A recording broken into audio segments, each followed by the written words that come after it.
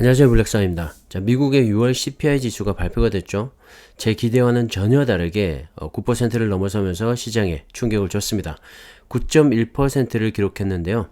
저는 내심 이 8%대를 기대하긴 했지만 결과는 이 시장의 예상치인 8.8%를 훌쩍 뛰어넘는 9.1%가 나왔죠.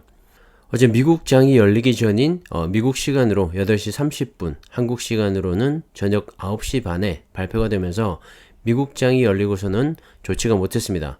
2% 넘게 급락으로 출발을 했는데 그래도 잘 버텼죠. 나스닥과 S&P 500은 시간이 지나면서 낙폭을 줄이고 이 플러스 구간까지 가기도 했었는데요. 자, 결국엔 소폭 빠지면서 마감을 했습니다. 자, 그래도 크게 빠지지 않은 건 다행이라고 생각을 하고요. 9%대의 이 물가 상승률이 발표가 되면서 시장에 충격은 좀 있었지만 그래도 이 시장이 어느 정도 예상을 했던 부분이고 이미 주가에 선반영이 된 부분도 있기 때문에 장 막판으로 갈수록 낙폭을 줄인 것 같습니다. 자, 미국 소비자 물가 지수인 이 CPI 지수의 최근 흐름인데요. 정말 거침없이 상승을 하고 있죠.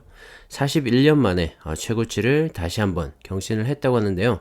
자, 블룸버그와 다우존스의 이 8.8% 그리고 도이치은행과 UBS 등 이 글로벌 IB들의 9% 예상치를 모두 가뿐히 뛰어넘으면서 급등을 한 겁니다. 휘발유 가격 상승의 영향으로 에너지 가격이 상승한 가운데 식품과 에너지를 제외한 상품 그리고 에너지를 제외한 서비스 등 이 모든 항목의 물가가 오르면서 9.1%라는 물가 상승률을 만들어냈고요. 일각에서는 이 연준에 좀 더 강력한 금리 인상책이 필요하다는 말도 나오고 있죠.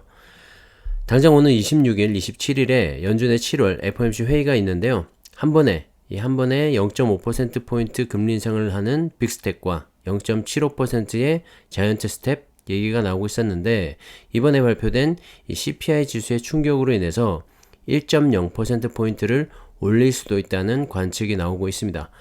연준은 이 고점을 확실하게 확인하기 전까지 이 긴축 속도를 줄이지 않을 것이기 때문에 충분히 가능성은 있어 보이죠. 다만 우려되는 건 경기 침체인데요. 인플레이션에서 벗어나려면 이 경기 침체와 가까워져야 한다는 그런 분석도 있어서 좀 씁쓸하긴 합니다.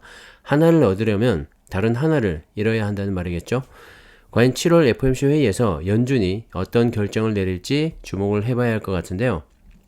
자, 이번 CPI 지수가 발표가 되고 나서 연준의 금리 인상 가능성을 분석하는 도구인 이 시카고 상품거래소 패드워치에서는 7월 연준의 FOMC 회의에서 금리를 100bp 인상할 확률이 80.9%로 대폭 확대가 됐고 75bp 인상 가능성은 19.2%로 내려앉으면서 연준의 지금보다 더 강력한 금리 인상에 무게를 싣고 있습니다.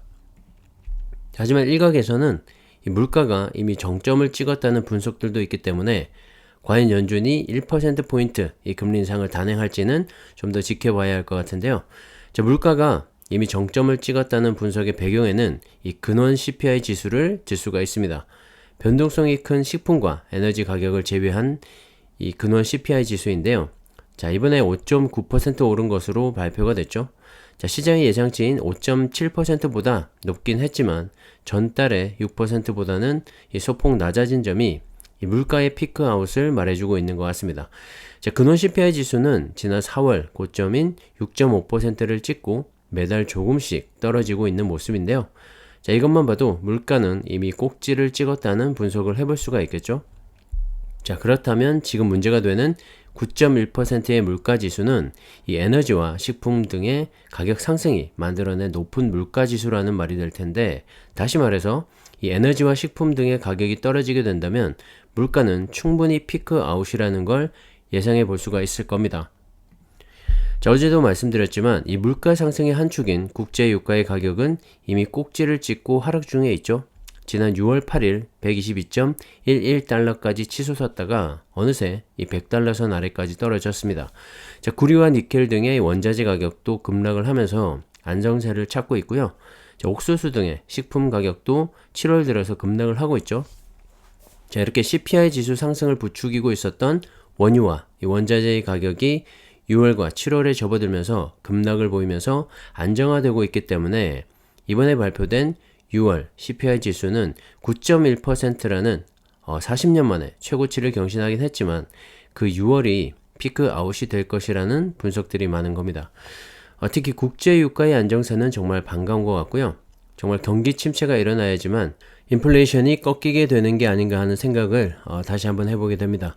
여러분은 어떻게 생각하시나요? 어제 미국 증시가 크게 빠지지 않고 약보합 정도로 끝난 것도 이런 배경이 있기 때문이 아닐까 생각을 하고요.